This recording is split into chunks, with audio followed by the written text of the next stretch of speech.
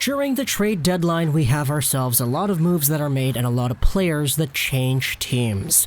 In this video, we're going to be going over 3 teams that I think did a good job today, and 3 teams that I think probably had a little bit more to improve on for today as well. What is up, viewer out there watching this video? Back here, we are doing our winners and losers of the trade deadline in 2020 in this video here today. So without further ado, let's go check out the winners on this list that I have. We'll start off with the one who got things started early.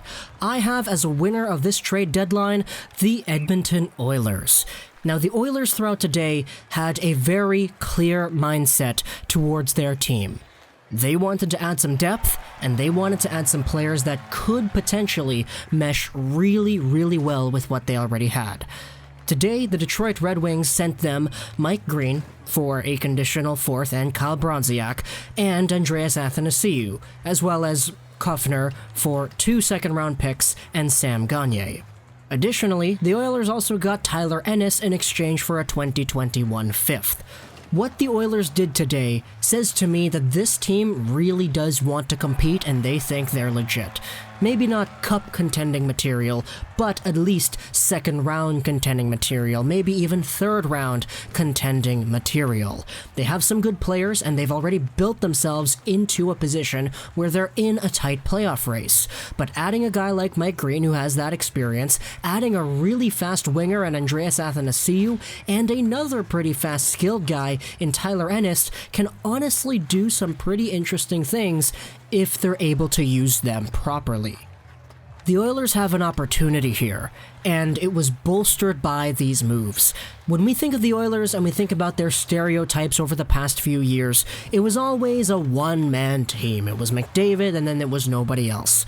But this team has done a good job at building itself a pretty nice supporting cast, and adding the guys that they did today, honestly, I think it really does complement what they already have. As a result, I'm labeling the Oilers as a winner of this trade deadline. Going over to a loser of this trade deadline, we're sticking in Canada over here, and we're sticking with the Montreal Canadiens. But hey, why are they a loser in this situation, Lego? They made a few trades, they traded some guys away, they got some draft picks. Why are you labeling them as a loser? Well, it's because to me they were indecisive. In this trade deadline, Marc Bergevin had 2 options, and we talked about these 2 options in a video. Either A, he commits to buying, or B, he commits to selling. Any space where he's in between, and he's indecisive, and he's stationary, is not the right move.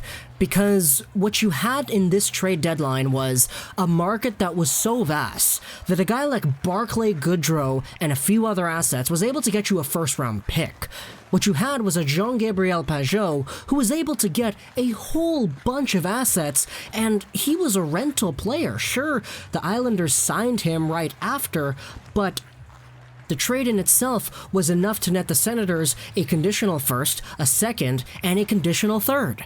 This market was high on forwards, and the Montreal Canadiens were in a position where they had some high-end forwards. If they were going to stay and keep these forwards, then the appropriate move in most Habs fans' minds would have been to add. However, if they didn't want to add, they didn't want to commit to this year, then the proper move would have been to sell. Because committing to this team and committing to this lineup with the way things have gone this season kind of depicts this entire season as a write-off, as a waste of time, feeling that the Montreal Canadiens could have made the playoffs if they were just healthy. No. This team is out, and this team isn't going to be good enough to go in. So when you're focused in a position to either trade away the guys that you have now to build towards the future, which you're already guaranteed to having a good one, or staying with what you have now and not making any additions, you're setting your team up for mediocrity. And that is what a lot of Habs fans are feeling, and that's why a lot of Habs fans are pissed off about why Bergevin No, I don't want to say he wasn't active, because he did make a lot of trades, but these were all minor guys. These were smaller guys down the lineup that fetch smaller assets. So when it comes to either committing to buying or committing to selling, Bergevin did neither, and the end result of this team is a team that hasn't gotten better, which means it's not going to be able to make the playoffs, and it's a team that hasn't really gotten worse either, nor has it gotten the big future assets. Say what you want about seconds and thirds and fourths and conditional fifths, but that is not good enough to help your team in the long term when you had the potential to get so much more. Thomas Tatar, Jeff Petrie, these guys could have gotten you so much more. Going over to our next winner of the trade deadline, we have ourselves the Carolina Hurricanes. These are the guys who actually were decisive, and these guys did indeed load up. They've got a defensive core that's actually pretty injured right now, and they added another injured guy in Sami Vatanen. But they also got themselves Brady Shea and a Vincent Trocheck up front. The Carolina Hurricanes in this trade deadline committed to one side, and that side was to buy, and that side was to make their team better today. I can respect that 110%, because when it comes to what the Carolina Hurricanes wanted to accomplish, that is exactly what they did here, because they made their team better, and it's going to force them into a better position into the playoffs, assuming they stay healthy, because, that does matter too. Sure, they give up a hefty price, but at the same time, when it comes to what they wanted to accomplish, they put themselves in a position to do that, and I respect that for sure. Going over into our next loser of the trade deadline, we have the Calgary Flames. Now, it's not necessarily because I think Calgary was bad at the trade deadline and they made bad trades. In overall, they got themselves Forbort, they got themselves Erik Gustafsson, and that's it. But with the context of the Calgary Flames today, how their team is performing in this specific race, and how their inconsistency issues have definitely been present, to me, the Calgary Flames were a team that needed to come into this trade deadline and make a move to get themselves a nice forward piece that can definitely help out their playoff chances. This was an opportunity for Calgary to go in there and actually do some damage and establish their team as one that they want to go forward with. Calgary Flames, I saw, were really disappointed that they only got Forbort and they only got Gustafsson. No disrespect to Gustafsson, he's good, but he's only really good at one side of the ice. I'm not necessarily too sure if the Calgary Flames are a team that can look at their roster and can afford to say, yeah, what we have already is good enough to get where we want to be. Because this team has been so inconsistent at times, this team has been up and down so much that they're in a spot that I believe that adding a really significant piece could have been extraordinarily helpful to them.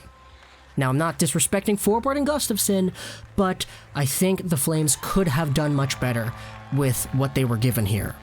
So going over into our next winner for this trade deadline, I have the Ottawa Senators, and this one is really, really simple.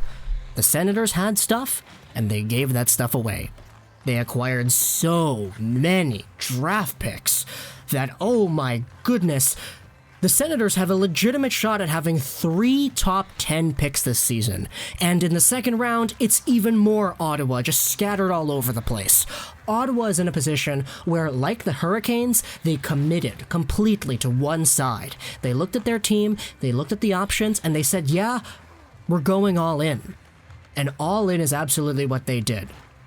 Peugeot, yep, that guy's got a lot of stuff. Nemesnikov, Luchuk, Ennis, yeah, they got a lot of stuff back.